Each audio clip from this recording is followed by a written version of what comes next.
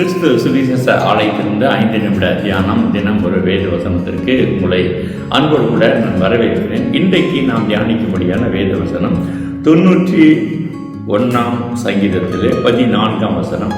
அவன் என்னிடத்தில் வாஞ்சியாய் இருக்கிறபடியால் அவனை விடுவிப்பேன், என் நாமத்தை அவன் அறிந்திருக்கிறபடியால் அவனை உயர்ந்த அடைக்கலத்தில் வைப்பேன். கர்த்தரிடத்திலே நாம் எவ்வண்ணமாக வாஞ்சியோடு கூட இருக்கிறோம் என்பதை கர்த்தர் நம்மிடத்தில் எதிர்பார்க்கிற தேவனாய் இருக்கிறார். அவருடைய நாமத்தின் நிமித்தம் நாம் அவர் மீது வாஞ்சியாய் இருக்க வேண்டும். 1 நாளாகமம் 29ஆம் அதிகாரத்தில் 3ஆம் வசனம் சொல்லுகிறது, இன்னும் என் தேவனுடைய ஆலயத்தின் மேல் நான் வைத்திருக்கிற வாஞ்சையினால் பரிசுத்த ஆலயத்திற்காக நான் சவதரித்த அனைத்தையும் தவிர எனக்கு சொந்தமான பொன்னையும் வெள்ளியும் என் தேவனுடைய ஆலயத்துக்கு என்று கொடுக்கிறேன். தாவீதினுடைய வாழ்க்கையில கர்த்தர் மீது இருந்ததான அவ்வளவு வாஞ்சை, அவருடைய ஆலயத்திற்காய் சவதரித்த எல்லா பொருட்களையும் அவர் வைத்திருந்த மாத்திரமல்ல, தன்னிடத்தில் இருந்ததான வெள்ளியும் பொன்னையும் கர்த்தருடைய ஆலயத்திற்காய் சவதரித்து வைத்திருந்தார் என்பதை நாம் பார்க்கலாம். அப்ப ஆலயத்தின் மீது அவ்வளவு ஒரு வாஞ்சை. 84ஆம் சங்கீதத்தில் 2ஆம் வசனம் சொல்லுகிறது, என் ஆத்துமா கர்த்தருடைய ஆலய பிரகாரங்களின் மேல் வாஞ்சையும் கவனமுமா இருக்கிறது, என் இருதயமும் என் மாம்சமும் ஜீவனுள்ள தேவனை நோக்கி கம்பீர சத்தமிடுகிறது. ஆமென். அப்ப தாவீது இப்பண்ணமா இருந்ததுனால தான் தாவீதை குறித்து கர்த்தர் சொல்கிறார், தாவீது என் இருதயத்துக்கு ஏற்றவன் என்று சொல்லி. கர்த்தரிடத்தில் அப்படி ஒரு வாஞ்சியோடு கூட நாம் இருப்போம்னு சொன்னால் கர்த்தர் நிச்சயமாக நம்மை எந்த சூழ்நிலையிலும் கைவிடவே மாட்டார். தேவன கர்த்தர் நம்மை எந்த இக்கட்டுகளிலிருந்தும் அவர் விடுதலையாக்க வல்லமில்ல தேவனாய் இருக்கிறார். 119ஆம் சங்கீதத்தில் 40ஆம் வசனம் சொல்லுகிறது, இதோ உம்முடைய கட்டளைகள் மேல் வாஞ்சியாய் இருக்கிறேன், உமது நீதியால் என்னை உயிர்ப்பியும். ஆமென்.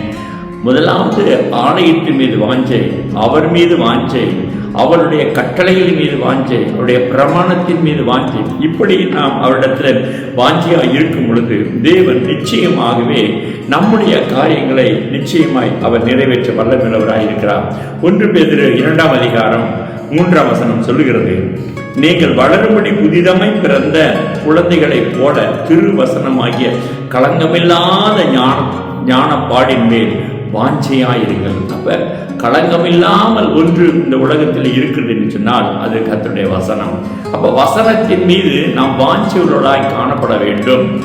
வசனத்தின் மீது நாம் அனுதினமும் வாஞ்சியோடு கூட வசனத்தை படிக்க வேண்டும், அதை மனதில் இருத்திக் கொள்ள வேண்டும், அதை கர்த்தரிடத்தில் நாம் அறிக்கை செய்ய வேண்டும். இப்படி நாம் அறிக்கை செய்யும் பொழுதுதான் தேவன் நம்மை விடுவிக்கக்கூடிய நல்ல ஆண்டவராய் இருக்கிறார். எரேமியா 39ஆம் அதிகாரத்தில் 18ஆம் வசனம் சொல்லுகிறது, உன்னை நிச்சயமாக விடுவிப்பேன், நீ பட்டயத்துக்கு இரையாவதில்லை, நீ என்னை நம்பினபடியினால் உன் பிராணன் உனக்கு கிடைத்த கொள்ளை பொருளை போல இருக்கும் என்று கர்த்தர் சொல்லுகிறார் என்றார். ஆமென். கர்த்தர் மீது வாஞ்சியாய் இருக்கும் பொழுது கர்த்தர் நிச்சயமாகவே நம்மை நடத்துகிற, நம்மை விடுவிக்கிற நல்ல ஆண்டவராய் இருக்கிறார். ஏசாயா 60ஆம் அதிகாரம் 15ஆம் வசனம் சொல்கிறது, நீ நெகிழப்பட்டதும் கைவிடப்பட்டதும் ஒருவரும் கடந்து நடாதமாய் இருந்தாய், ஆனாலும் உன்னை நித்திய மாட்சியாகவும் தலைமுறை தலைமுறையாய் இருக்கும் மகிழ்ச்சியுமாக வைப்பேன் என்று கர்த்தர் சொல்கிறார். ஆமென். அதனாலதான் வசனத்தை நாம் வாசித்தோம், அவன் என்னிடத்தில் வாஞ்சியாய் இருக்கிறபடியால் அவனை விடுவிப்பேன், என் நாமத்தை அவன் அறிந்திருக்கிறபடியால் அவனை உயர்ந்த அடைக்கலத்தில் வைப்பேன்.